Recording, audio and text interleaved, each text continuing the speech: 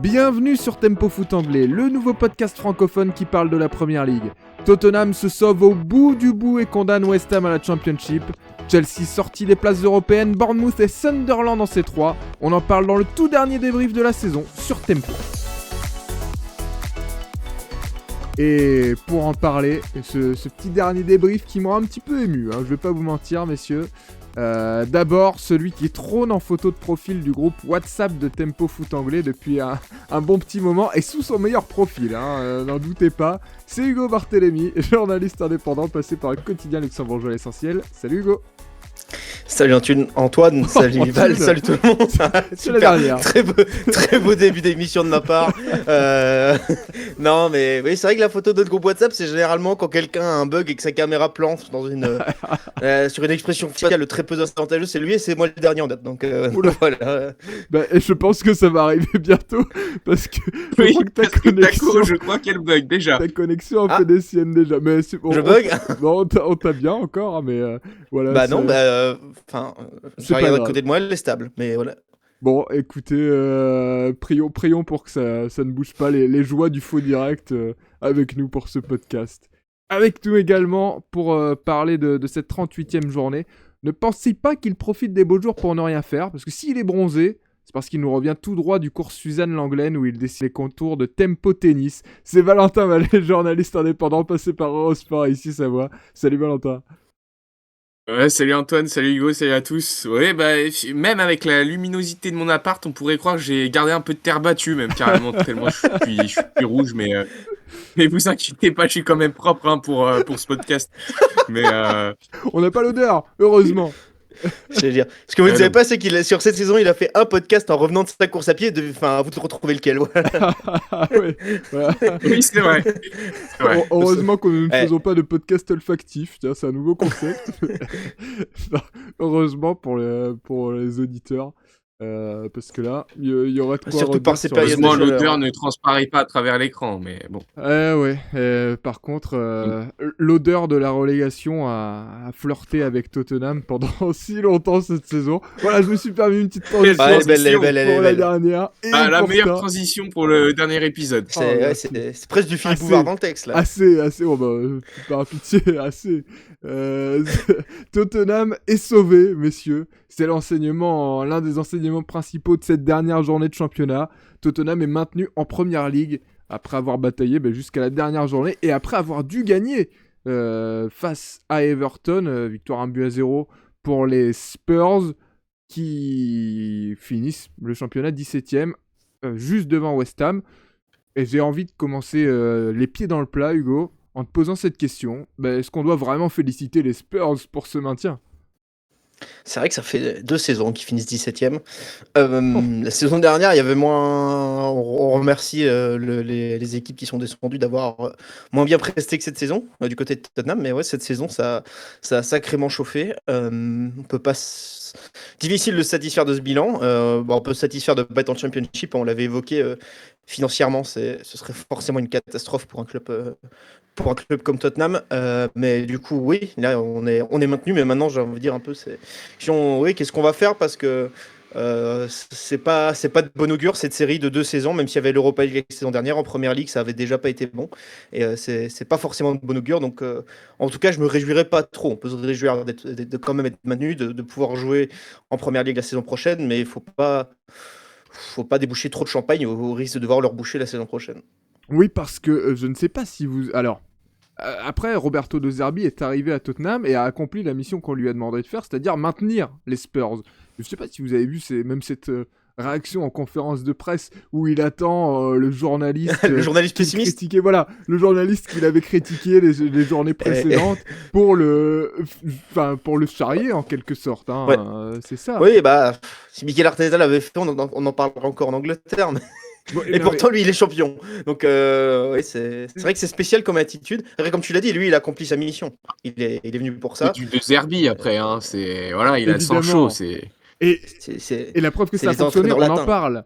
Mais sincèrement, ça m'a choqué de le voir fanfaronner quand même à la fin de cette Attention, retour de bâton la saison prochaine quand même, parce que je disais, ok, là on s'est maintenu, mais ça fait quand même 2 saisons qui sont alarmantes, et il faut pas faut casser cette dynamique. Est-ce que Roberto De Zerbi y arrivera? On verra. Et déjà, est-ce qu'il sera encore là? On va en reparler dans quelques instants, mais bon, en tout cas, Tottenham, pardon, ne pas confondre les deux rivaux cette saison. Alors là, Je sais pas si vous avez vu, mais les supporters se sont beaucoup croisés dans Londres hier pour se rendre aux différents matchs. Il y a des belles scènes dans le métro londonien notamment. ah ben j'ai raté ça, ouais, je ne sais pas. Bah, vous voyez, il y a les fans de Tottenham qui montent en escalator et ceux d'Arsenal qui descendent. Et du coup, ils s'échangent des noms d'oiseaux, mais ils sont séparés de 2 mètres, donc il se passe pas grand-chose. Mais c'est rigolo parce que je pense qu'en face à face, ils auraient rien fait, mais du coup, là, ils se sentaient tous un peu protégés. Ils sont tous sentis un peu pousser des ailes. Bon, en tout cas, a priori, pas de débordement, rassure-nous quand même. Non, non. Non, ça restait bon enfant. Ça chambrait comme en Angleterre, mais ça restait bon enfant. Et donc les Spurs qui sauvent leur pot en première ligue. Dommage d'un côté aussi pour West Ham, club historique de la première ligue qui redescend en Championship. Val, en plus West Ham avait fait le boulot ce week-end parce que les Hammers sont allés gagner 3-0 contre Leeds. Mais comme on le craignait, bah, c'était trop tard déjà pour eux. C'est trop tard. Après, voilà, on en a souvent débattu, mais je crois que on pouvait s'accorder sur le fait que Burnley et Wolverhampton méritaient de descendre. Autant ni Tottenham ni West Ham méritaient réellement de descendre en Championship. Mais pourtant, il y a 3 places du maudit. Donc voilà, c'est West Ham qui a malheureusement terminé cette saison 18e. 39 points quand même, on le rappelle. C'est énorme pour un club Plus d'un point par qui est journée. relégué en fin de saison. Ouais, c'est plus qu'un point par journée. Ils ont le record d'ailleurs du nombre de points à être descendu. C'était il y a quelques années, dans les années 2000, si je me trompe pas. 2004, il me semble. 2004, ouais, de mémoire. Mais donc voilà, C'était 43 ça leur points à réussit l'époque. pas. Ouais. Ça leur réussit pas les années où ils marquent beaucoup de points et au final, ça suffit pas. Non, c'est clair que c'est dur, surtout au vu de ce dernier match aussi, parce que honnêtement, ils ont très bien joué, ils ont sorti tous les ingrédients. Voilà, on voit cette équipe jouer, on se dit pas qu'ils jouent le maintien, et pourtant si. Après, c'est pas. Voilà, au moins ils n'auront pas de regrets sur le dernier match, c'est sûr. Après, ils ont un peu perdu, je pense, tout au long de la saison, ici et là, parce qu'ils avaient un très bon fond de jeu, mais parfois ça payait pas, et sauf que ça doit payer, parce qu'on voit que la Première Ligue ne pardonne pas les jeux qui sont, oui, prometteurs, mais qui ne rapportent pas assez de points, et là ils l'ont payé cash. Mais c'est très cruel, ouais, c'est sûr. Et West Ham qui n'a même pas été, pour la petite anecdote, après Hugo je reviens vers toi, mais même pas été respecté lors de sa descente parce que la Première Ligue a en plus annoncé les... Bah, c'est une anecdote qui n'a rien à voir avec la descente, mais c'est qui m'a fait rire, on en parlait en début de l'émission. West Ham a annoncé, la Première Ligue pardon, a annoncé les concurrents au but de la saison en Première Ligue, et Tati Castellanos fait partie des nommés. Ils l'ont appelé Valentine, donc son prénom, mais personne ne l'appelle comme ça, Castellano. Voilà, il n'y a même pas de SO. C'est-à-dire qu'on a dit, allez, West Ham, on s'en fout. Maintenant, ils sont descendus, on peut appeler les joueurs n'importe comment. C'est plus notre équipe. Non, mais c'est anecdotique, mais ça montre que la considération pour cette équipe de West Ham est quand même Tati Castellanos. Alors, c'est peut-être juste une erreur de frappe, et là, j'en fais beaucoup sur le CM de la Première Ligue qui a laissé passer ça. Ouais, bah, Mais- il y a quand même- Mais quand même, Tati Castellanos, on en a parlé toute la saison. J'imagine qu'on n'aurait pas fait. Enfin, toute la demi-saison. Oui, toute la demi-saison, depuis son arrivée cet hiver. Donc, voilà, c'était anecdotique, mais ça nous avait fait un petit peu rire. Donc, on a décidé d'en parler. Enfin, voilà, j'avais décidé d'en parler comme ça pour l'anecdote. Oui, Hugo? Ouais, non, bah quand même dire que je pense qu'on regrettera ce début de saison complètement raté pour West Ham. Sous Graham Potter, ça avait été assez catastrophique, parce que la Première Ligue a sorti, le sort chaque année, c'est ce graphique où on voit l'évolution des positions de chaque club au cours de la saison, et on voit qu'une fois que West Ham bascule dans la zone rouge, en fait, ils en sortent plus jamais. Oui, Ça a été, Une petite ça- fois, ouais.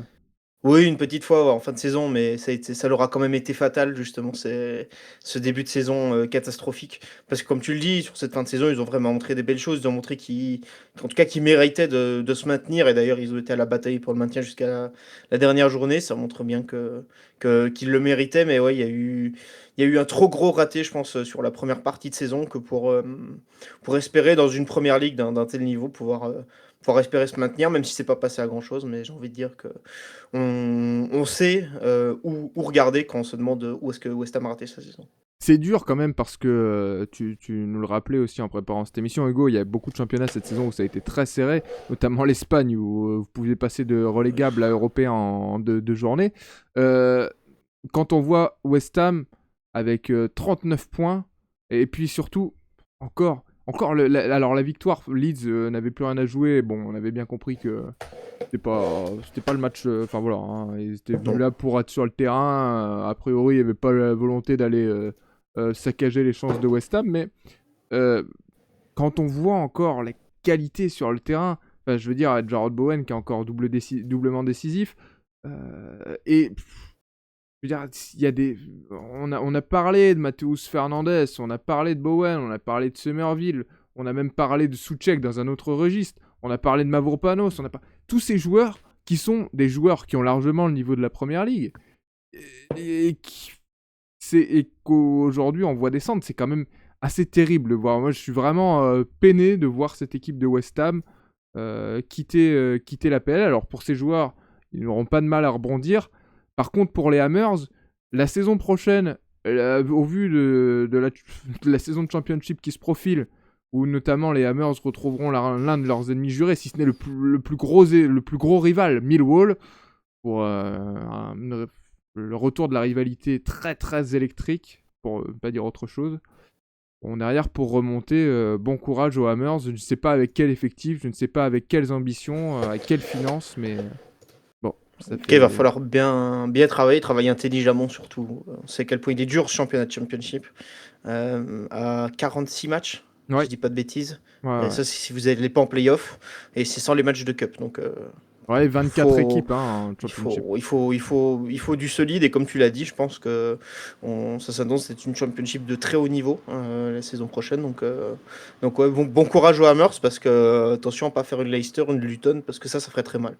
Ouais, Ouais, puis c'est vrai que tu parlais d'un effectif d'une grande qualité, mais là, je vois pas comment ces noms ils peuvent aller en Championship dans le sens où je les vois forcément rebondir ailleurs, sauf que il y a la moitié de l'effectif où je les vois partir malheureusement. Donc, ouais, peut-être même plus que ça.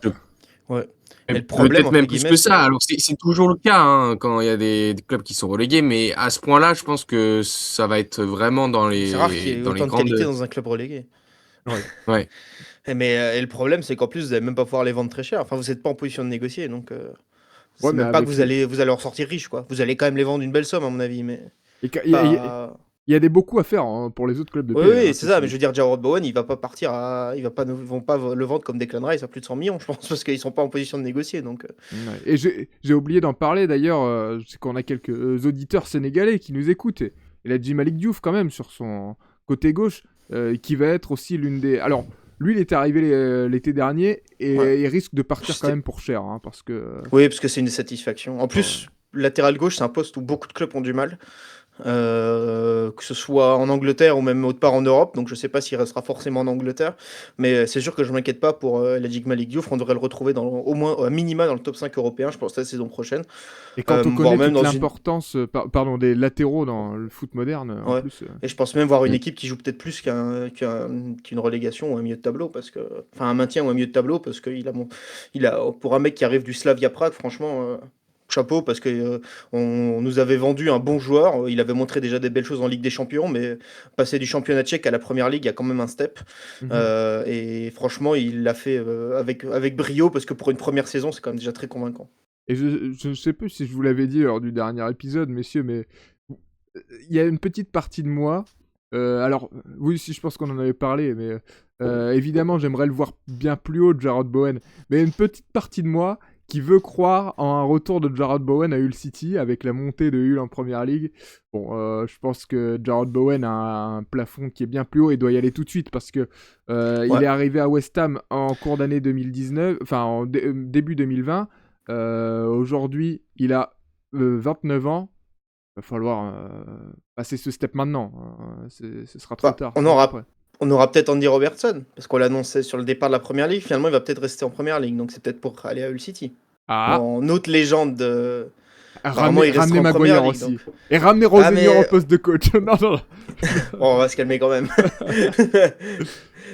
Il y en a qui ont encore des contrats, mais non, mais ouais, Andy Robertson est libre et je pense qu'à la base il devait repartir en Écosse, mais sur le dernier match sur Canal+, notamment, ils ont annoncé qu'il pourrait rester en Angleterre. C'est peut-être lié justement à cette montée de le City, donc Ah. il est gratuit.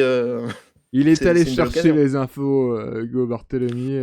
Il a appelé toutes ses sources en L'autre Angleterre. scout maison. Ah ouais, j'ai vu ça, j'ai vu ça. Bon, triste sort de West Ham, dont on suivra tout de même les performances en Championship la saison prochaine, en espérant pourquoi pas une remontée rapide. Mais voilà, de la descente au bout de cette saison 2025-2026.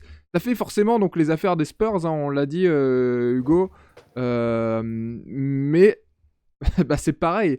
Là aussi, il va falloir bouger parce qu'à West Ham, il va y avoir des changements contraints. À Tottenham, il va y en avoir certains induits. Pardon. Qu'est-ce qu'on fait maintenant du côté des Spurs? Il va falloir bouger dans tous les secteurs.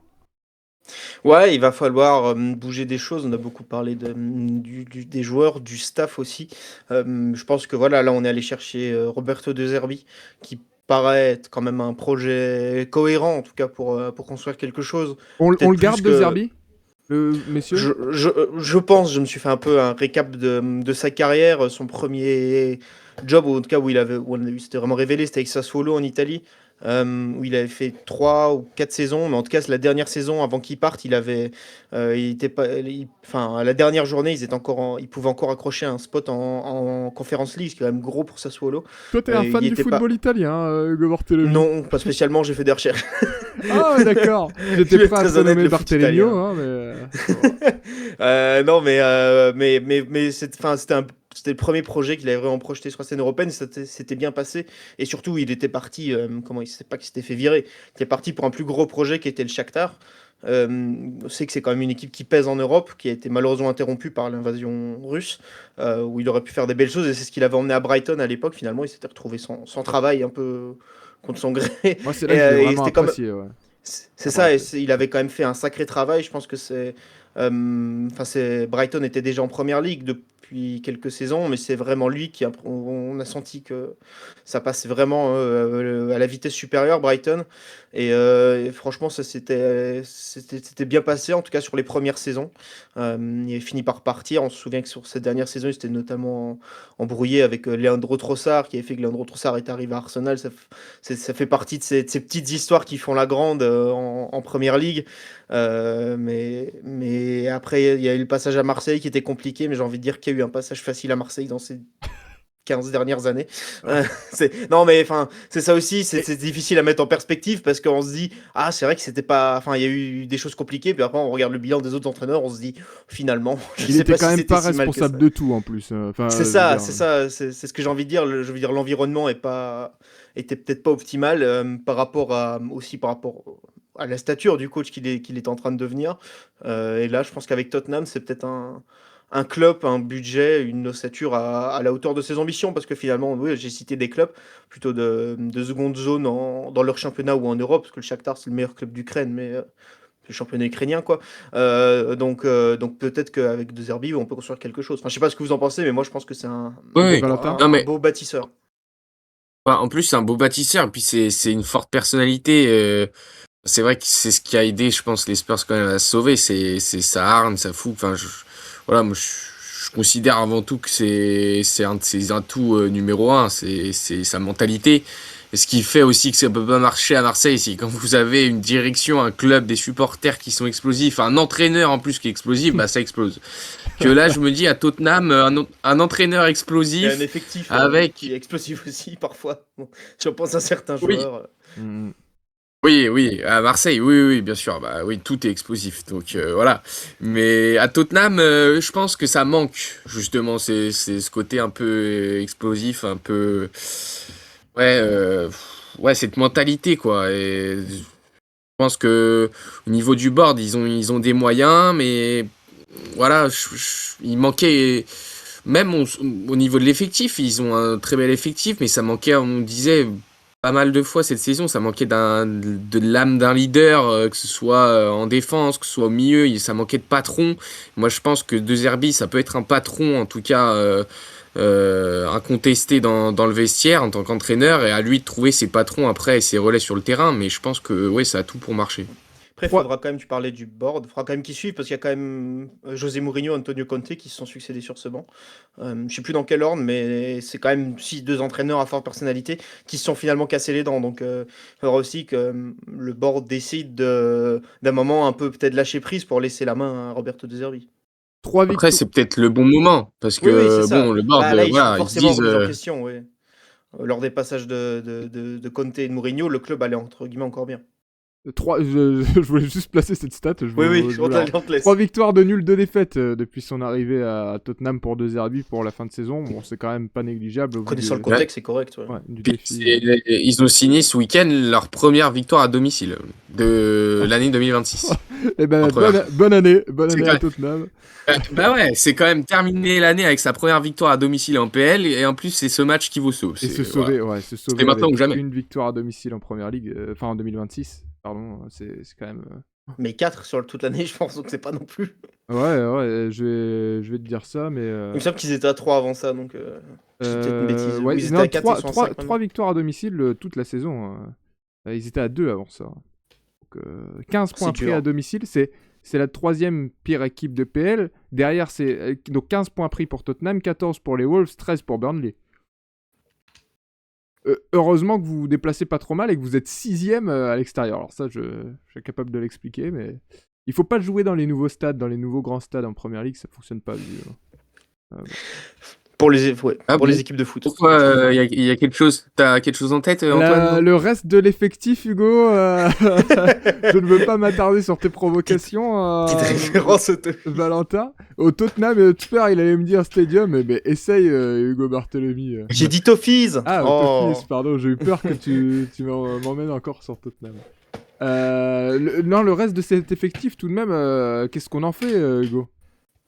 Ouais, c'est sûr qu'il va falloir le revoir cet effectif. Si on jette un coup d'œil, le joueur le plus cher, en tout cas en valeur marchande, hein, c'est toujours après, en fonction de négociation, serait Mickey Van de Ven. Ça aussi, pour moi, c'est une interrogation. Est-ce qu'on garde ou pas Mickey Van de Ven parce qu'il est en plus annoncé potentiellement sur le départ. Ce serait forcément une belle somme qui permettrait d'attirer d'autres joueurs. Mais moi, ça reste un joueur qui, je pense, n'a pas atteint son plafond. A fait une saison compliquée, mais n'a pas atteint son plafond. Donc, moi, je me demande en fait si c'est pas lui qui doit devenir le patron de la défense parce que j'ai l'impression qu'avec Christian Romero, il y a quand même eu une rupture. Encore plus avec l'incident de cette fin de saison, même s'il était finalement au stade. Hein.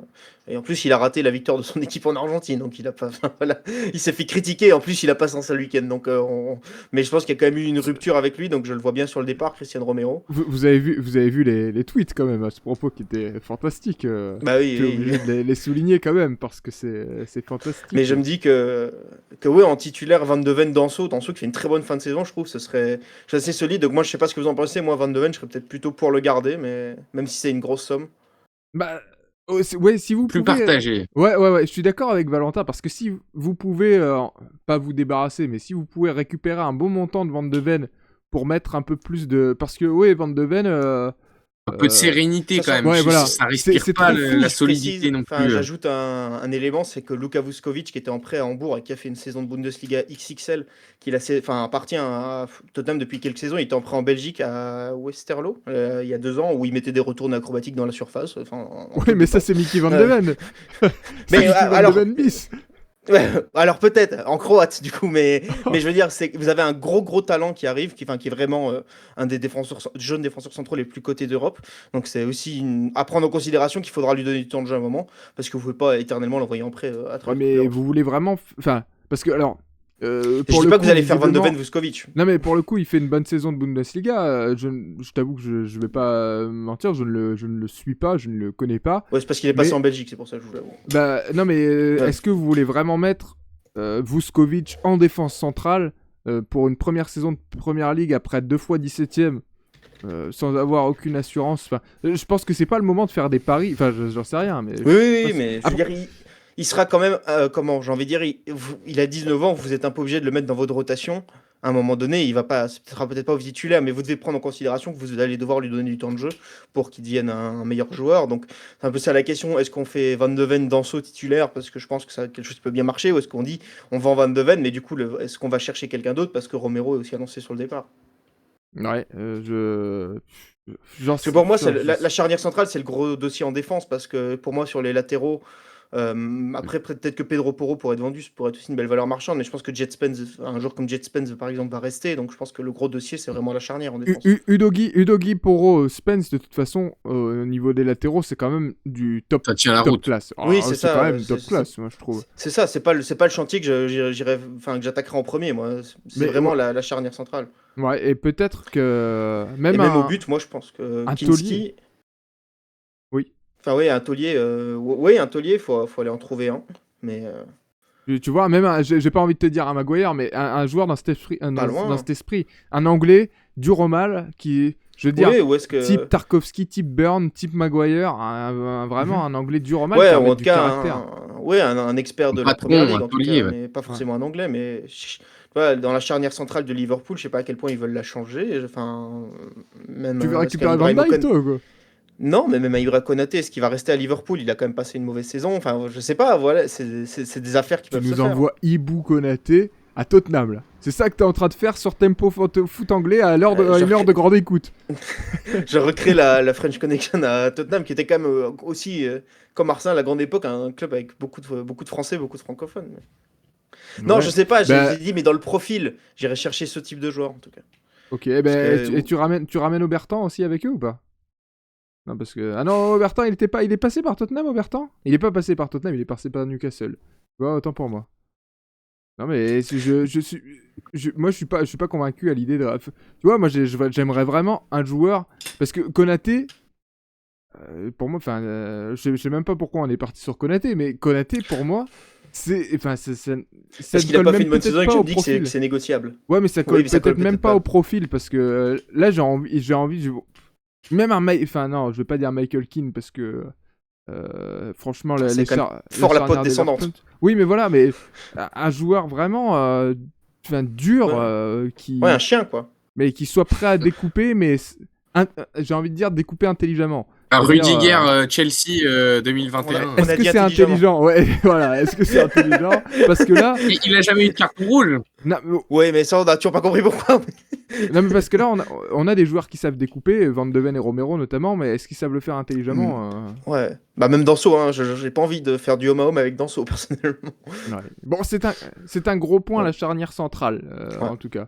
Ouais, pour moi, au but, enfin, je sais pas ce que vous pensez, mais moi, Kinski m'a vraiment convaincu. Je me dis que Vicario, ça peut faire une petite valeur marchande à vente quand même, hein. Guillermo Vicario, qui est quand même, il me semble, valorisé à 23 millions d'euros. Sachant qu'avec la taxe Première Ligue, vous pouvez peut-être le vendre à plus de 30 millions.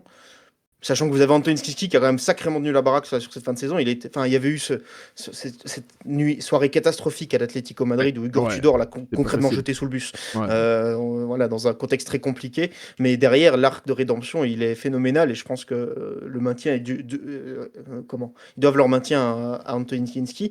C'est un jeune gardien très prometteur. Moi, je parierais plus sur lui, quitte à vendre Vicario, comme si il vaut plus de 20 millions. C'est une belle somme que vous faites, entre guillemets, en ne devant pas investir derrière. Vous prenez un jeune gardien ou un vieux expérimenté. De toute façon, Kinski, vous l'aviez signé à l'origine pour 6 années et demie de contrat, je crois. Oui, Et c'était là, votre jusqu'en avenir de toute façon. 2031. Donc. Si je ne dis pas de bêtises, je ne l'ai pas revérifié, mais je pense qu'il était là jusqu'en 2031.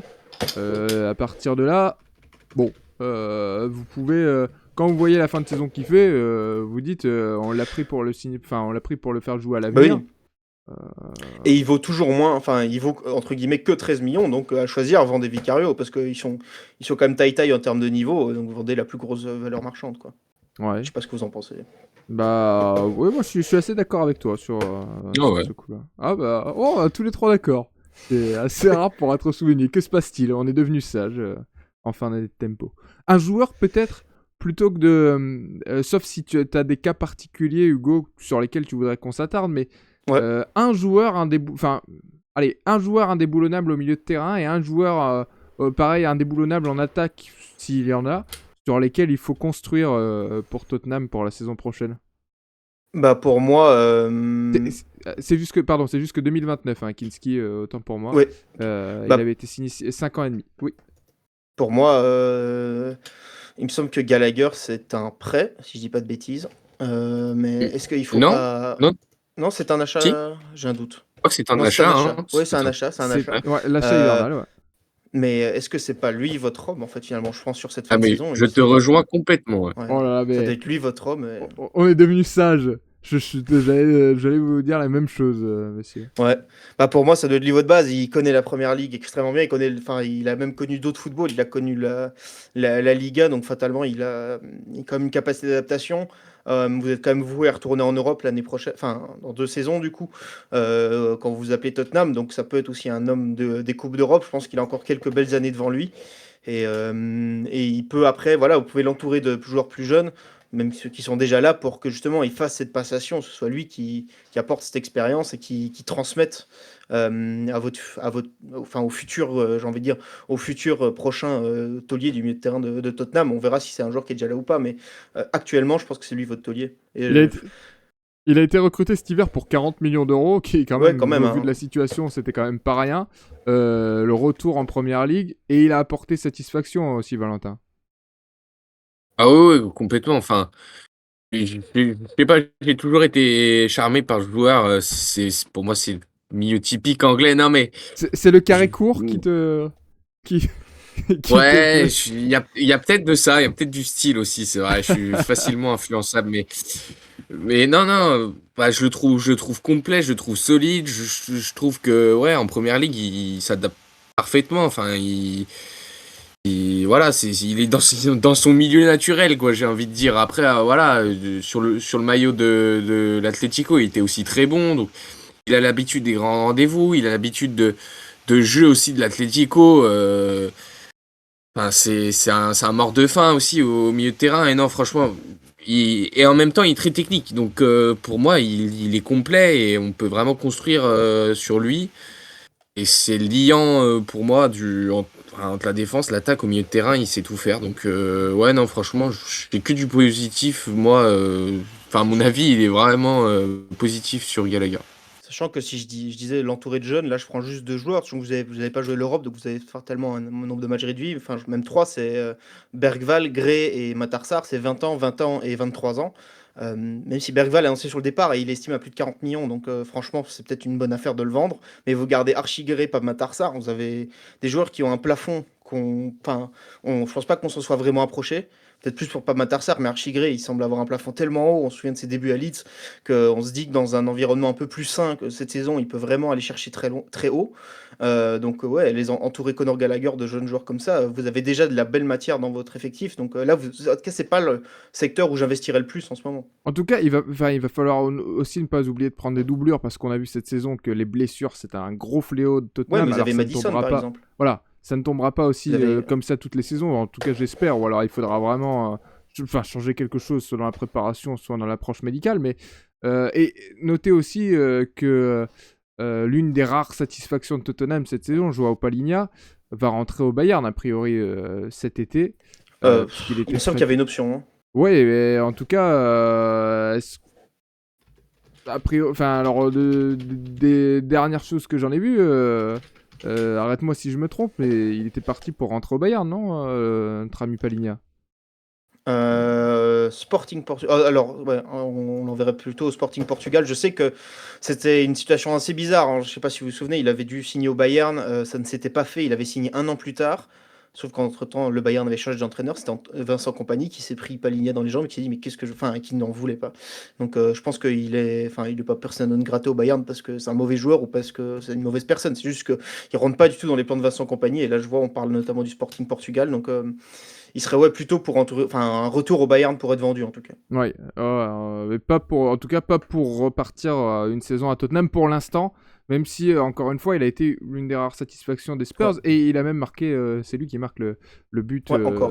face à Everton pour sauver les Spurs. Peut-être en attaque rapidement, après on ne va pas s'éterniser non plus, c'est pas un 100% Tottenham, mais un joueur en attaque aussi autour duquel construire peut-être. Moi j'aurais dit. C'est dur à dire, il y a beaucoup de noms, mais personne ne nous a vraiment convaincus. Peut-être Mathys Tel, je l'ai trouvé plutôt bon sur ses derniers matchs sur Roberto De Zerbi. Tu fais pas Et je me confiance dis, à il est jeune. Richarlison? Mais ouais, dans les attaquants, même Solanke, je le trouve bon, mais on l'a pas beaucoup vu malheureusement à cause des blessures. Donc en fait, c'est dur à dire Richarlison et Solanke. Parce qu'on les a vus par intermittence, en alternance, on les a jamais vraiment vus en concurrence non plus. Donc pour à quel point les deux en forme, ça pourrait les émuler vers le haut. Alors que Mathystel, sur cette fin de saison, on l'a vu au charbon. Alors il y a eu du déchet, il y a eu des erreurs, mais il a 21 ans, donc je sais, enfin voilà, je sais pas. Genre, par exemple, Randal Colomwani, c'est pas un prêt que je validerais parce que ça a été une grosse déception. J'aimerais revoir en fait cette équipe, quasiment la même équipe, sans les blessures. Franchement, j'aimerais revoir cette équipe au complet toute la saison. Parce que, encore une fois, on l'a cessé de le répéter, mais cette équipe est vraiment d'une qualité tout autre que la 17e place de Première Ligue. Déjà, se maintenir en Première Ligue, c'est déjà une belle chose, mais avec cet effectif-là, vous ne devez absolument pas vous contenter, même pas d'une deuxième partie de tableau. Et j'aimerais les voir... parce que tout peut tourner si vous récupérez Solanke, que vous avez Madison à fond depuis le Kulusevski début. aussi, quand même. Voilà, Ouais, Kulusevski, Mohamed Kudus, Kudus. c'était quand même la recrue de l'été. Xavi Simons, Qui alors aura, combien de temps ça va durer ça Ah, mais il aura une saison de Ouais, première ligue dans les apparemment. pattes. Avant sa blessure, ça commençait quand même à être mieux. On se dit Ouais, qu'il n'y mais a qu'une saison de il première sera, ligue dans les jambes. il sera peut-être pas là Ouais, avant mais il a janvier, quoi. annoncé out pour un. Ouais, oui, Ouais, pour c'est un donc, gros moment. Hein. Donc bon, ça fera un renfort en tout cas l'hiver. Ce sera comme un transfert hivernal. Bon, non, je lui souhaite Pour jouer les évidemment. cups. Ouais, bah, super. Encore Oh, faut-il encore être en cup au mois de ouais. décembre. Parlez-en à Michael Carrick, il aurait bien aimé jouer les cups, lui. Non, bah, on va se rapprocher de la course à l'Europe tranquillement. Bah, on va peut-être y passer, sauf si Valentin, t'avais un petit dernier mot sur Tottenham. Je te vois me faire un petit nom de la tête. Oh, bah on peut aller vers l'Europe, vers les étoiles. On peut. Allez, parce que Bon, on est resté. bon. Oui, Hugo. Bon, en tout cas, non, juste ce qui en ressort, c'est que le plus gros chantier, je pense que ce sera la défense centrale. Si Roberto De Zerbi reste, ce sera son plus gros chantier. Et la préservation des joueurs en forme, parce que Oui, aussi, fatalement, parce franchement. que vous n'avez pas l'Europe, donc d'autres clubs vont attirer, vont attiser les convoitises. Ouais, et espérer revoir peut-être Tottenham bien plus haut dans ce tableau. Tottenham, donc, je vous rappelle, qui sauve sa place à la dernière journée de championnat en battant Everton 1-0 au Tottenham Hotspur Stadium. Bon, beaucoup plus haut, justement, la course à l'Europe. Alors, on avait évoqué un tas de scénarios alambiqués pour la course à l'Europe. Mais Aston Villa a décidé de ne pas jouer le jeu. En battant Manchester City ce week-end, Liverpool a décidé de ne pas jouer le jeu. En faisant un partout contre Brentford. Ce qui fait que, en fait, ça a été beaucoup plus simple à calculer d'un coup. 5 places qualificatives pour la Ligue des Champions, 2 pour l'Europa League, 1 pour la Conference League, et peut-être une 9ème équipe qualifiée en Europa League, enfin en Coupe d'Europe et donc en Europa League, puisque Crystal Palace jouera sa finale de Ligue Conférence et pourra valider aussi son billet en Coupe d'Europe. Ceci étant, le top 5, bon, on le connaissait déjà. C'est derrière que ça a bougé avec le 6ème, le 7ème, le 8ème. 6ème de ce classement est qualifié en Europa League avec les félicitations du jury, on peut le dire comme ça. C'est Bournemouth, Hugo. Chapeau aux Cherries. Ah oui, c'est le major de la promo du milieu de tableau. C'est une très belle saison. C'est une super clôture de saison. Bon, ils sont pas imposés à Nottingham, mais ils ont assuré l'essentiel avec ce match nul. C'est ce qu'il 18 fallait matchs faire sans dé... C'est ça, c'est ce qu'il fallait faire. 18 matchs sans défaite. en Série première ligue. titanesque en première ligue. Série titanesque. Je pense qu'on le rappellera jamais assez. On avait encensé la série de Villa qui s'est arrêtée à 13, il me semble, en début de saison. Là, c'est tout aussi, c'est encore plus fort. Euh, c- et en plus, l'avantage, c'est qu'ils peuvent la continuer la saison prochaine, donc ils pourront ajouter quelques matchs. La Mais dernière défaite en première ligue, c'était le 3 janvier contre Arsenal en plus. C'est quand même exceptionnel. Quasiment toute c'est l'année ça. 2026 sans perdre en première ligue. C'est ça, dynamique lancée par Antoine Semenyo face à Tottenham, on se souvient de ce Oh là match fou. là. Dernière à Et Bournemouth. en cadeau d'adieu, il a lancé cette série de fous. Je pense que Bournemouth sera éternellement reconnaissant. He's the real Euh, et, MVP. non, non, grande saison. Bon, il n'y aura pas la Ligue des Champions, mais je pense que l'Europa League, c'est déjà très bien. C'est limite mieux pour eux. Ça leur permettra de peut-être passer quelques tours en plus. Ça leur permettra forcément de garder des joueurs. ça leur permettra d'avoir quand même une belle somme d'argent. Bon, c'est pas la billetterie qui fera le plus d'argent, mais bon, ça vous rajoute quand même au moins 8 matchs de poule, donc c'est quand même déjà pas mal. En plus, Coupe d'Europe, vous pouvez vendre les tickets un peu plus cher. Voilà, c'est quand même toujours intéressant aussi. Et oui, comme je disais, ça vous permettra de garder des joueurs. Je sais que j'avais notamment vu que Marco Senesi était peut-être envoyé aux Spurs, mais peut-être que là, il va se dire, finalement, je vais rester à Bournemouth, moi. Ouais, Je tout vais à je fait. vais l'Europa League. Voilà. Donc, enfin, c'est le genre de profil qui pourrait finalement rester. Et c'est que du bénéfice. Et je pense qu'on a déjà assez d'éloges de Bournemouth pour juste dire bravo. Et franchement, c'est mérité au vu de cette saison et en plus des saisons dernières où on n'arrêtait pas de dire que c'était un des clubs qui travaillait très bien. Donc, franchement, Forcément, bravo. forcément, il y aura au moins quelques départs de poids, mais on aimerait voir là cette équipe là qui nous a tant fait vibrer sur la Ah deuxième ouais. partie de Ah, saison. si personne partait, ça serait Oh là exceptionnel. Ce là, serait en exceptionnel. Ligue Bah, Europa, pour moi, il ferait partie des favoris à l'Europa League avec ce 11-là. Hein. franchement. Et puis c'est une équipe qui joue, c'est une équipe qui a pas peur de jouer contre n'importe quelle équipe. Donc, ouais, Donc imaginez-vous des milieux de tableau d'autres championnats européens. oh là là, ouais, non, c'est bon. On verra effectivement avec quel effectif se présente Bournemouth en Europa League, mais on a hâte de les retrouver, les Cherries. On en reparlera évidemment dans les épisodes de l'après-saison parce que c'est l'un des big things de cette saison de Première Ligue. Valentin, 7ème place, elle est pour Sunderland. Et là, je sais aussi que déjà pour le fort accent francophone, mais on va arrêter de faire la routine francophone de Sunderland, ça nous fait plaisir. Mais parce que cette équipe, on l'avait presque enterrée un moment pour ses chances à l'Europe. On avait dit, bon, allez, ça y est, maintenant Sunderland, il On l'avait s'agirait de... enterré, hein, je pense. Ouais, ouais, ouais. Faut être honnête avec. Ouais. Il s'agirait de juste maintenant terminer la saison autour de la 10ème place et l'objectif sera fait. Pas du tout. Que nenni pour les Black Cats qui joueront une Coupe d'Europe, mais en plus, la Ligue Europa aussi, avec cette 7ème place, Valentin. Ouais, c'est vraiment une saison quand même complètement folle, une fin de saison complètement folle. Mais enfin, c'est the cherry on the cake. Bah là, on parlait ça pour Bournemouth qui pouvait aller peut-être en Ligue des Champions. Mais là, pour Sunderland, c'est vraiment le cas. C'est bah, même il y a 2 matchs hein, de cela, ils se déplaçaient à Everton, ils recevaient Chelsea, on se disait bon ça va être compliqué, ils étaient pas dans les 8 premiers, ils étaient aux alentours de cette 10e place, ils étaient bien sûr toujours dans le coup, mais on s'est dit bon c'est pas les 2 matchs les plus faciles, ils avaient Manchester United aussi juste avant, au final ils font quoi? Ils font nul face à United, ils gagnent à Everton, ils gagnent contre Chelsea, Avec Amalia en et plus. Hein. puis ils récupèrent le gros lot, voilà, jackpot, ils sont 7e, Europa League, enfin pour la première année du club, enfin, depuis le retour en Première Ligue, c'est exceptionnel. Non, honnêtement, c'est incroyable. On savait depuis très longtemps, cette saison de Première Ligue, on savait que le milieu de classement allait vraiment ultra dense. Voilà, ces places qualificatives pour la Ligue des Champions, ces dernières places, ça allait jouer sur les toutes dernières journées. On savait que ça allait bouger. Mais là, honnêtement, Sunderland, ça faisait un moment qu'ils n'étaient pas en position de se qualifier en Coupe d'Europe et au final, sur le sprint final, ils coiffent tout le monde. Mais oui, mais ça vient couronner quand même une saison qui est exceptionnelle. Ils gagnent leurs 2 derbies contre Newcastle. C'est franchement, quand on annonçait, on parlait de cette rumeur aussi dans le dernier épisode, autour de Régis Lebris, comme quoi il serait peut-être remis en question si Sunderland n'arrachait pas une Coupe d'Europe, Une rumeur justement. qui date Bon, de bah, au quelques final, semaines déjà. Ouais.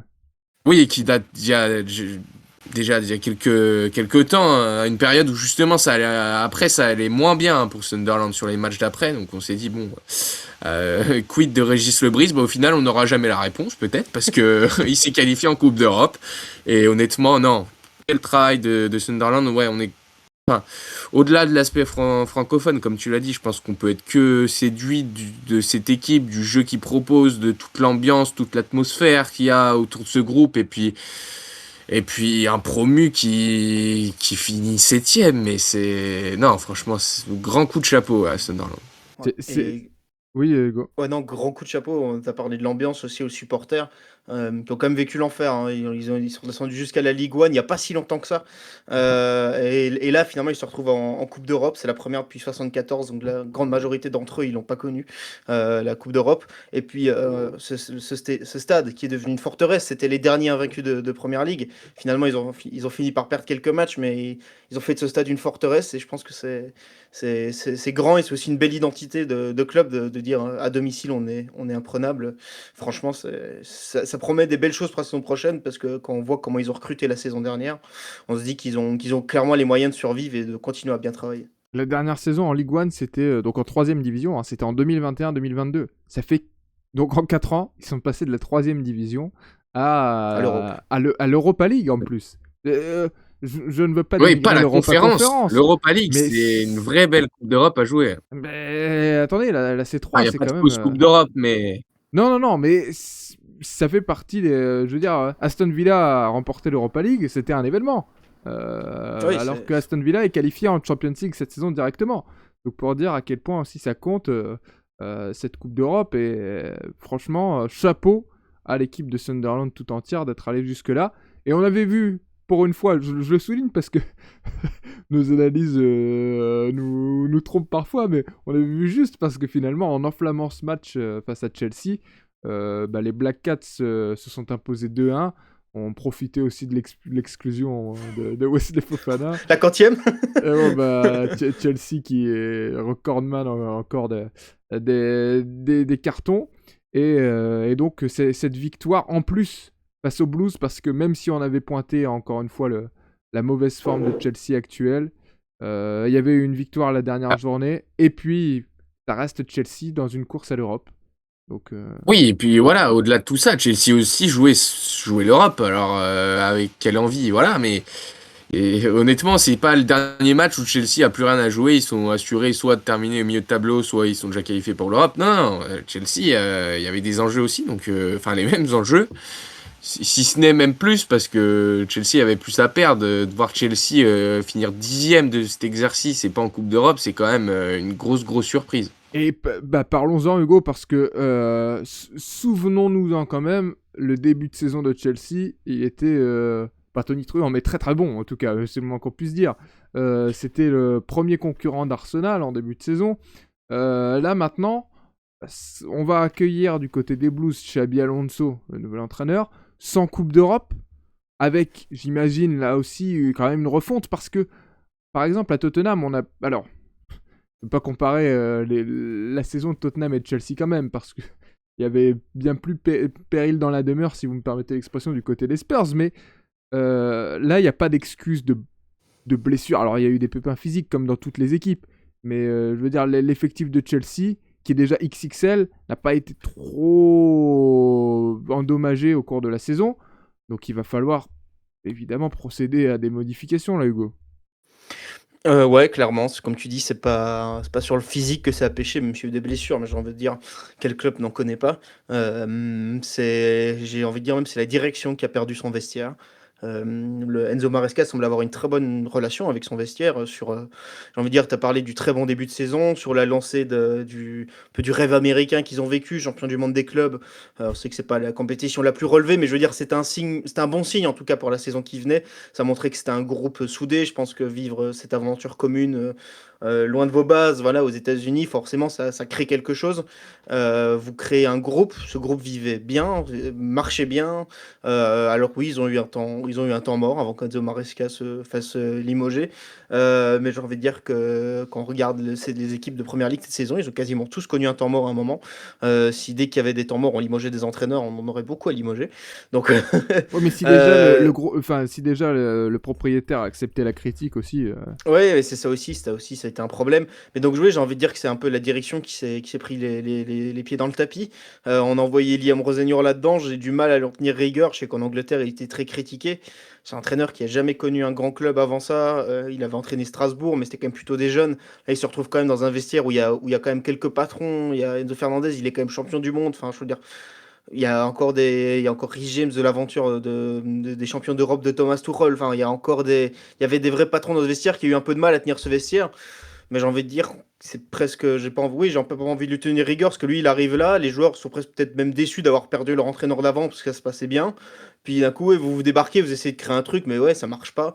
En plus, comme je dis, c'est votre première expérience, vous avez pas, on vous donne pas une situation facile. Et puis là, sur cette fin de saison, enfin, voilà, que le McFarlane, il a fait l'intérim, mais on voit bien qu'il n'y a plus de projet de jeu, il n'y a plus rien du tout.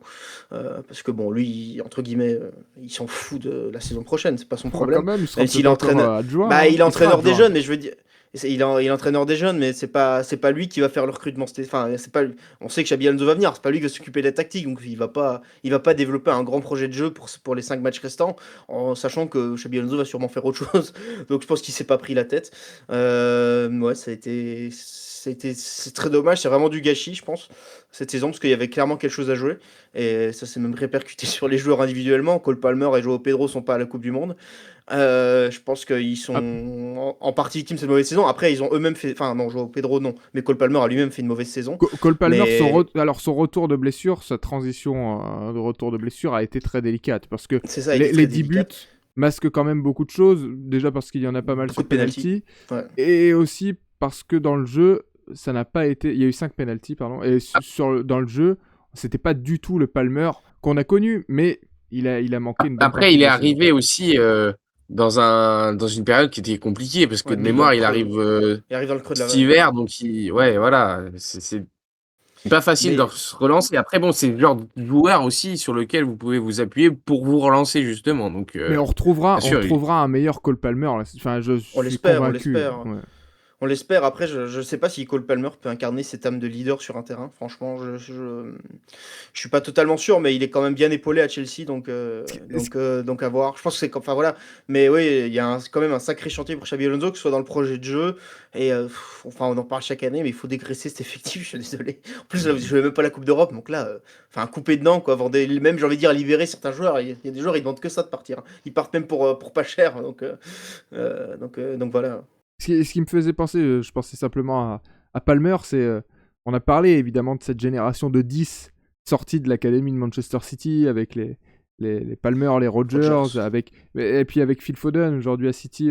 Jadon Sancho, quand même si c'est aussi une étoile filante. Et ben, sincèrement, on a vu Foden très très haut, puis très très bas, puis fluctuant. Sancho, n'en parlons pas. Rogers, il est aussi, même si, bon, vu la saison de Villa, c'est assez exceptionnel. Ah, il est quand même Il a, tributaire du jeu à Villa, mais oui. et voilà, on va dire que il a eu de très très haut, peut-être moins de bas quand même, mais il en a eu. Ça a aussi pas mal fluctué. Euh, est-ce que finalement, je sais pas, c'est un ADN commun, j'en sais rien, mais Bah euh, après, oui, j'ai envie de dire qu'entre guillemets, tout le monde pensait que Pep Guardiola a pris pour un fou de l'avoir laissé partir, il avait sûrement ses raisons. Donc peut-être qu'il avait ressenti, comme un grand entraîneur, Pep Guardiola, cette instabilité dans Cole Palmer, je sais pas. Après, on l'a dit, il est arrivé dans un mauvais moment, il a fait un ouais. retour de blessure dans un moment compliqué. Donc j'ai envie de dire, on jugera dans 3 4 saisons, mais c'est vrai que c'est peut-être une constante de l'Académie de Man City. Après, on leur souhaite pas. Ils sont encore tous jeunes, ils ont encore tous des belles carrières devant eux, donc Euh, ils euh, peuvent encore tous se relancer. J'espère revoir, parce que c'est aussi un joueur frisson, Cole Palmer, et j'espère le revoir Oui, au oui. très très haut niveau la saison prochaine. Et d'ailleurs, pareil pour Levi Colwill, qui a Ouais. cruellement manqué à la défense de Chelsea, qui était le secteur le plus faible cette saison, hein, Oui, sans oui. appel. Et son retour fera du bien, d'autant quand vous avez une saison et pour Là, il a Palmer et pour Colwill sans Coupe d'Europe, mais où on sait à quel point les coupes d'Angleterre sont importantes. C'est aussi, vous avez du rythme, mais au moins vous n'allez pas être cramé pour votre saison enfin pleine, en tout cas je l'espère. Donc ça pourra aussi permettre de les remettre bien dedans. Oui, Ouais, bah, on Hugo. parlait, enfin juste un dernier point, mais on parlait du chantier de la défense à Tottenham. Ce sera aussi, je pense, le plus gros chantier pour. Oh là, on t'a perdu, je crois, moi, Hugo. Ouais, comme Tottenham, gros chantier sur la défense à prévoir pour Xabi Alonso. Enfin, en construire une, j'ai envie de dire, parce qu'il y en a. Ça fait quelques saisons qu'on pointe du doigt ce problème, qui est la défense du côté de City, du côté de Chelsea, pardon. Et il va enfin falloir trouver des solutions. Et je pense. On parlait attirer un taulier comme à Tottenham pour encadrer tous ces jeunes, parce qu'on l'a dit, Levi Colwill est un joueur très prometteur en défense centrale, et il faut lui mettre un tonton à côté de lui, quelqu'un pour l'accompagner un petit peu. Non, mais Tonton. enfin, voilà, c'est. Mais t'as Non, pas mais je veux dire, honte. voilà, Comment quelqu'un qui tu prendra. parles? Je sais pas. Non, mais, non, mais voilà, mais quelqu'un pour l'accompagner, quelqu'un pour l'aider, et quelqu'un surtout pour d'expérience pour peut-être encaisser les chocs, que ce soit émotionnel et tout ça, à la place de ses coéquipiers. Ouais, on se penchera également sur les pistes mercato, sur ces défenses de première ligue qui ont besoin de s'étoffer parce que elles sont nombreuses quand même, mine de rien, même parmi les grosses écuries. Euh, dernière équipe qualifiée pour l'Europe la saison prochaine, en tout cas via le classement, en attendant la finale de Crystal Palace en Conference League. C'est Brighton, Valentin.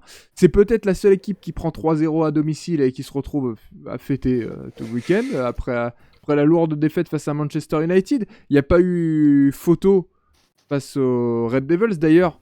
On épiloguera pas parce que pour l'instant on n'a pas eu de vraie réponse.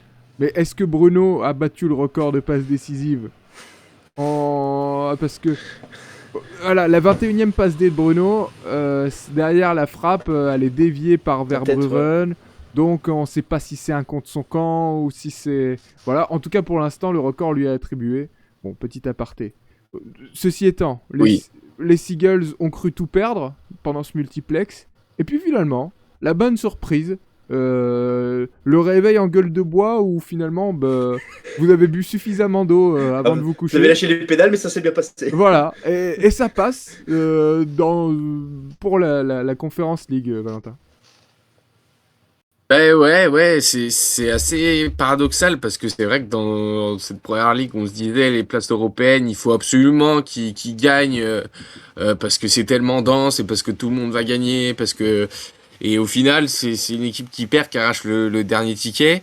Même voilà, enfin, ils sont vraiment sur une mauvaise série, hein, les Seagulls. Ils ont perdu 6 de leurs 9 derniers matchs quand même en ce moment. Donc ils sont vraiment sur la pente descendante et malgré tout, ils arrivent à arracher ce dernier ticket. Bon, ça veut dire aussi qu'ils ont fait le boulot avant, hein, en fait, tout simplement. Donc ils ont quand même été solides.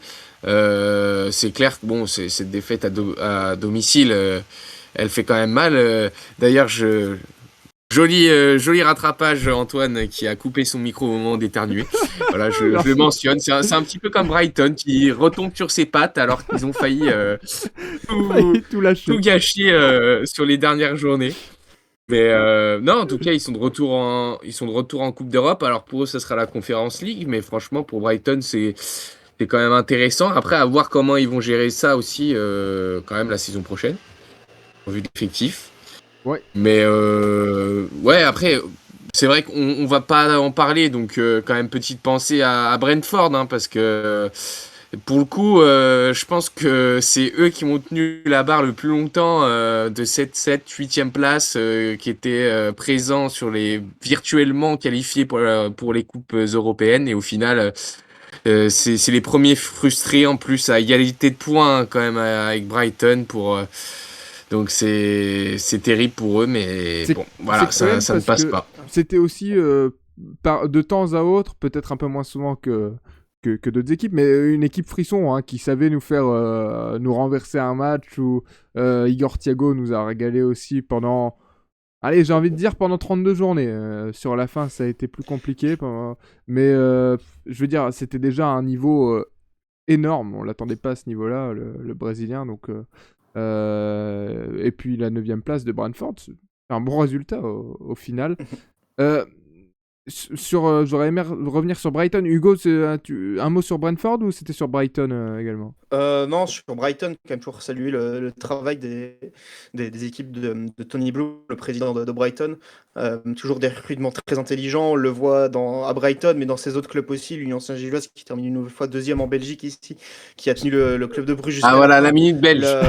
Non, mais le Hearts of Middeltonian, qui est la dernière acquisition de Tony Bloom, qui a failli renverser la dominance incontestée du Celtic et des Rangers en Écosse, alors que ça faisait plus enfin, le Celtic est une nouvelle fois champion à la dernière journée dans un scénario cruel, mais c'est la première fois qu'ils sont vraiment dérangés depuis quoi, 20, 30 ans, les deux clubs de Glasgow. Donc franchement, ça travaille toujours très bien. On sait qu'ils ont ces fameux logiciels IA qui sont mis à disposition de ces clubs qui marchent très bien, mais je pense que derrière, il y a des humains surtout qui font un très bon travail.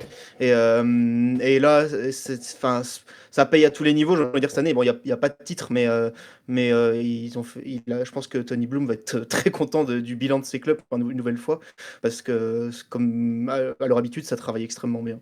Et justement, cette qualification en Coupe d'Europe de Brighton, qui vaut quand même son pesant de cacahuètes, hein, un minimum, euh, qu'est-ce, qu'est-ce que vous en pensez, messieurs? Parce que ouais, je me suis posé cette question en me disant, à la fois, moi je trouve que c'est typiquement l'équipe pour qui la Conference League a été créée, dans le sens, vous n'avez pas assez de ressources, en tout cas à l'heure actuelle, pour aller jouer plus haut. Déjà, l'Europa League, ça aurait été peut-être une marche pas facile à gravir.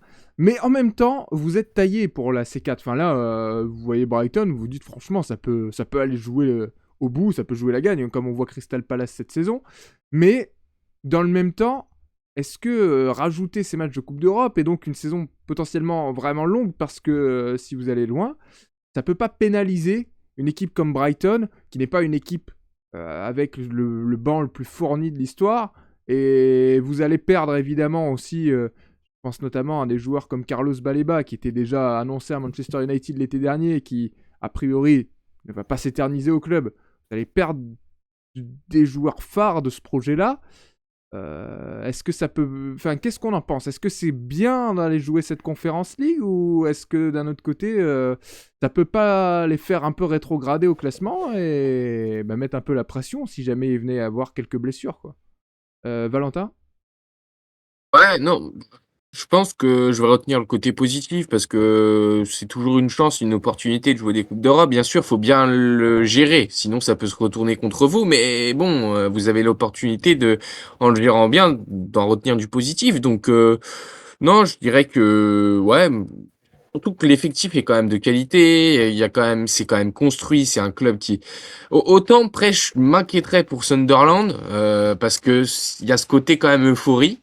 Et du côté de Sunderland, or du côté de Brighton, je trouve que c'est quand même beaucoup plus construit, posé et réfléchi. Et je les vois mal, voilà, trop s'éparpiller la saison prochaine, perdre complètement leurs moyens en première ligue et réaliser une saison cauchemar. Ils ont la profondeur quand même de banc, hein. Enfin, franchement, c'est solide. Il y a pas d'achat, bon, extraordinaire qui sort vraiment du lot, mais à tous les postes, c'est solide. Il y a des doublures. Donc, non, moi, je trouve que c'est plutôt une belle opportunité de jouer une Coupe d'Europe. En plus, comme tu l'as dit, c'est la Conference League, donc c'est pas non plus ultra exigeant. C'est-à-dire qu'un club comme Brighton peut se permettre de faire tourner et quand même se qualifier sur les matchs de groupe, sur la phase de groupe. Donc, non, que du bonus pour moi. Hugo? Non, moi je m'inquiète pas spécialement pour eux. La saison dernière, vous perdez, enfin la saison dernière saison, vous perdez Joao Pedro, Pervis Estupiñán, Simona Dingra, qui ont des cadres hein, quand même, qui ont montré tout leur talent et finalement vous en sortez un nouveau. Comme je l'ai dit, c'est des clubs qui travaillent, enfin c'est une galaxie de clubs qui travaillent extrêmement bien. Et pour moi, oui, c'est une belle opportunité d'aller jouer là-bas. En plus, vous avez 8 matchs de poule, en tout cas en Conference League. Franchement, vous pouvez tester des choses. Il y a les deux jeunes Grecs, Tsimas et Kostoulas, qui sont arrivés l'été dernier, qui sont très très prometteurs, 18 et 20 ans, donc au poste d'avant-centre. Et on a déjà, il me semble que c'est Kostoulas qui nous a déjà offert un beau retour acrobatique cette saison en Première Ligue. Donc franchement, il y a beaucoup de talent et justement, je pense que cette Conférence League, ça vous permet de tester. Quand vous arrivez dans le Money Time, vous mettez votre 11 de base. Quand vous arrivez, je veux dire, à partir des huitièmes, quart de finale. Mais en phase de groupe, franchement, vous pouvez tester des choses. Et ça, je pense que c'est super pour une équipe comme Brighton qui a peut-être pas en Première Ligue souvent l'occasion de tester des choses. Vous jouez un peu comme votre vie dans ce milieu de tableau. Donc vous n'avez pas tout le temps de dire, bon, allez, je te mets une mi-temps sur le terrain et puis vous faites une mi-temps catastrophique et vous vous retrouvez à 3-0. Franchement, non, pour moi, c'est que du bonus pour eux. Et puis en plus, on disait qu'ils recrutaient bien. C'est un argument supplémentaire. Vous jouez la Première Ligue et une Coupe d'Europe. Donc franchement, je pense. Enfin, moi, je m'inquiète pas pour Brighton. La première qualification européenne, en tout cas, avait été très prometteuse en Ligue Europa. pour la dernière année de la formule phase de groupe en 2023-2024. Souvenez-vous, c'était dans le groupe de l'OM notamment. C'est Et vrai. puis Brighton avait fini premier de son groupe avec l'Ajax, l'OM et la AEK Athènes, qui était quand même un groupe plutôt relevé, avant de gagner le huitième de finale aller contre la AS Rome et de perdre 4-0, enfin gagner 1-0 à domicile et de perdre 4-0 à Rome. Mais ça avait été quand même prometteur pour les Seagulls. C'était encore l'ancienne formule. Il n'y avait pas ces 8 matchs. Moi, je trouve que 8 matchs, ça fait beaucoup, mais la Conference League permet aussi peut-être un peu plus de flexibilité.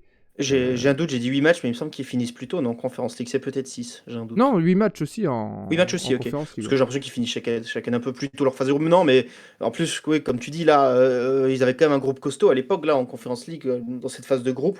Vous êtes enfin voilà, vous avez forcément une adversité moindre, en tout cas sur la moitié de vos matchs, sur les chapeaux 3 et 4.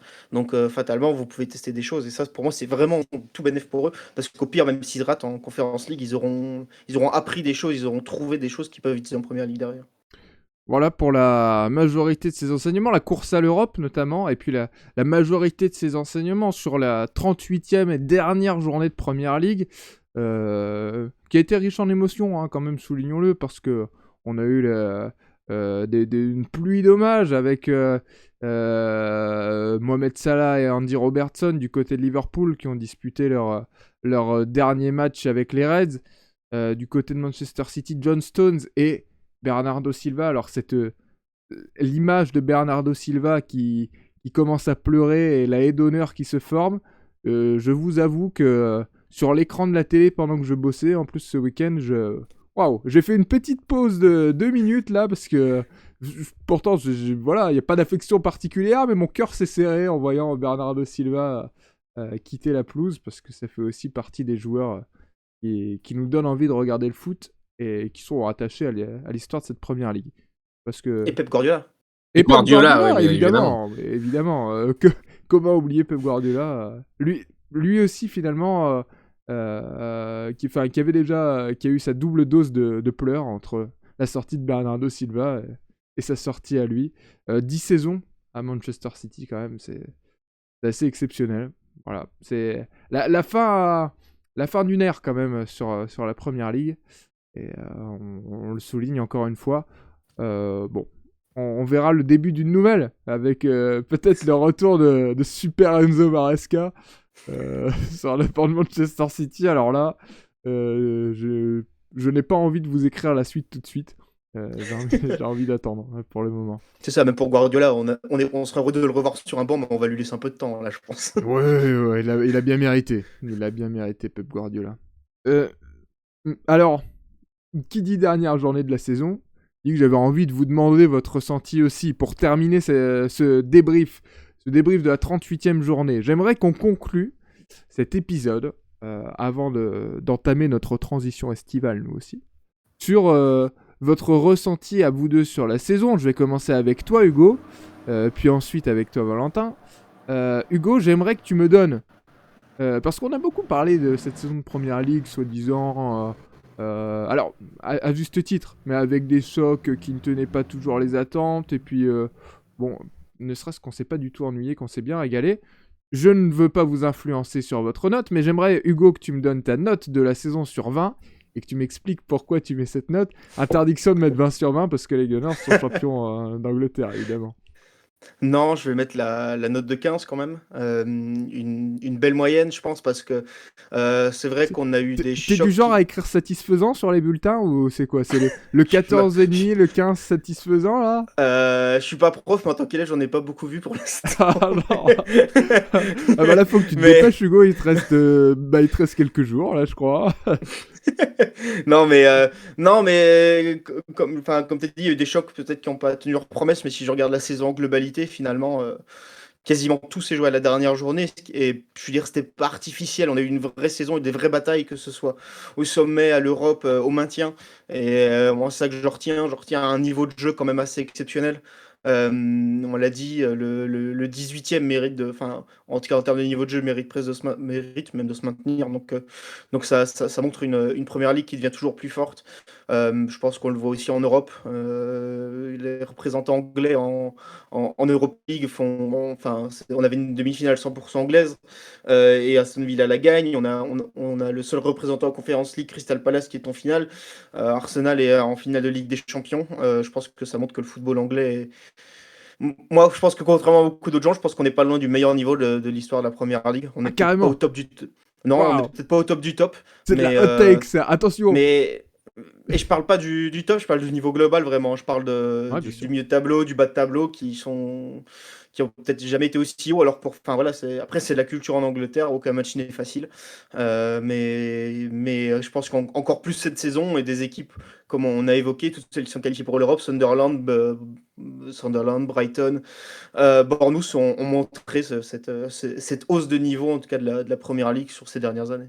Et l'histoire retiendra que dans cette magnifique saison de Première Ligue, on a quand même eu un superbe 1 partout entre Burnley et Wolverhampton à la dernière journée.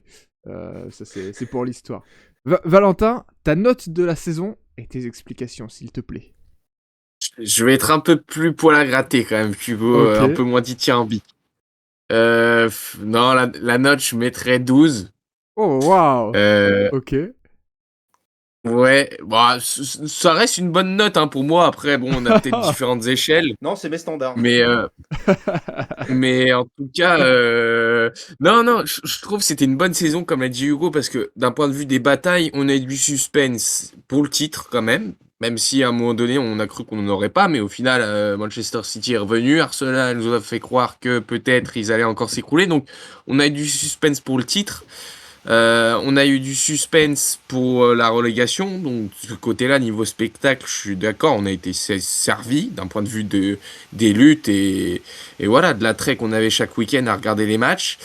Je suis d'accord aussi pour le côté, enfin ouais, c'était très dense. Il y avait beaucoup d'équipes qui se tenaient dans un mouchoir de poche, on l'a dit pour les qualifications européennes. Là où je mettrais un petit bémol, c'est sur des fois des... Bah, je pense à ce match forcément, mais je peux pas non plus résumer la saison à ce match-là, mais toutes les situations litigieuses autour de l'arbitrage et des corners, des coups de pied arrêtés. Voilà, je pense à West Ham Arsenal notamment, où bon, ce match-là, je remets pas du tout en cause les décisions arbitrales, mais il faudrait en fait de la clarté pour qu'on puisse clairement statuer sur quand il y a faute ou quand il n'y a pas faute et que ce soit clair pour tout le monde et que les supporters de West Ham ne se sentent pas à la sortie de cette journée de cet exercice un peu sentent qu'on les a volés quelque part voilà parce que ce match-là honnêtement peut faire la bascule mais non dans l'ensemble, honnêtement, j'ai trouvé qu'aussi, enfin, cette saison était quand même plutôt réussie. Mais voilà, je mettrais un peu plus de bémol qu'Hugo. Et puis, ce que j'ai bien aimé aussi, c'est le retour, je dirais, de Manchester United, franchement, qui a égayé aussi la fin de la saison. Je suis pas particulièrement fan des Red Devils, mais honnêtement, de voir une équipe comme ça, emblématique, renaître de ses cendres comme ça, c'est aussi une belle histoire. Et je dirais qu'on est un peu à la croisée des chemins, des destins. J'ai l'impression qu'il y a plein de nouveaux cycles, soit des cycles qui s'arrêtent, soit des cycles qui reprennent, comme tu l'as dit un petit peu, Antoine. Voilà, Manchester United peut-être au top la saison prochaine. Bon, Liverpool, c'est incertain. City, on ne sait pas du tout ce que ça va faire sans Guardiola. Donc voilà, on est un petit peu en phase de transition. C'est pour ça que je vais pas mettre non plus une note de 16, 17 parce qu'on n'est pas au sommet. Mais en tout cas, c'était une belle année riche en émotions et en enseignement. Pardon. Il est temps que ça se finisse. Voilà. Ah, ouais, il est temps qu'on arrive au bout de cette journée et de cette saison. Bah, merci messieurs, j'ai trouvé ça très intéressant d'avoir vos petits ressentis de la saison là-dessus. Et puis voilà, c'est comme ça que se conclut cette 38e et dernière journée de Première Ligue. J'espère que vous avez passé du bon temps pour la première saison de Tempo, quand même. Voilà, depuis on a pris un petit peu plus tard que le coup d'envoi de la saison. On a pris en novembre. C'était le temps de se mettre en route. Voilà. De faire des longues réunions pour trouver un nom, un logo. Bon, euh, oui, longue réunion, oui. Longue réunion autour de pintes d'eau, évidemment, pour alimenter tout ça. Et puis non, pour parler quand même de la Première Ligue, et puis voilà, essayer de partager cette passion du foot anglais avec vous, chers auditeurs, chères auditrices. Merci Valentin, merci Hugo, parce que de vous être impliqués dans le projet cette saison. Ça a été Merci un Antoine plaisir. à la présentation, C'est toujours incroyable La à tex- trouver des intros différentes à chaque fois, À la technique à aussi. redoubler d'imagination. Vous en aurez peut-être plus la saison prochaine. Hein. Là, il va falloir que je commence à vraiment bosser ma rhétorique parce que sinon c'est mal embarqué. Oh, t'as 2 mois de vacances. Ah ouais, Je oui, rigole, bah, je rigole. d'accord. Eh ben, faites-moi 2 mois, 2 mois riches en rebondissements pour que, enfin, riches en bêtises pour que je puisse vous. Riche en anecdotes. Ouais, voilà. Mais la saison n'est pas totalement finie parce qu'on aura aussi un petit peu d'épisodes évidemment à faire pour l'été. Donc, restez bien à l'écoute de Tempo parce que ça revient très vite dès ce début du mois de juin pour parler de tout ça, pour parler de la saison qui est finie et puis celle qui se présente en 2026-2027.